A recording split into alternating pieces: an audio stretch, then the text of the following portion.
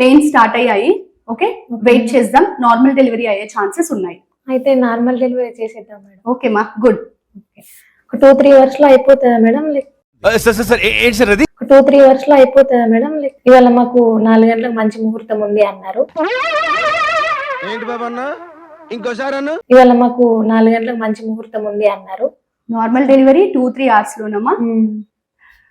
Normal delivery గురించి అందరికీ తెలియాలండి. So normal delivery అనేది 2-3 అవర్స్ లో అవ్వదు.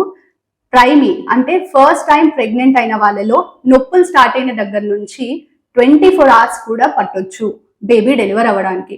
అండ్ అలాగే సెకండ్, థర్డ్, ఫోర్త్ ప్రెగ్నెన్సీస్ లో మినిమం 12 అవర్స్ కూడా పట్టొచ్చు.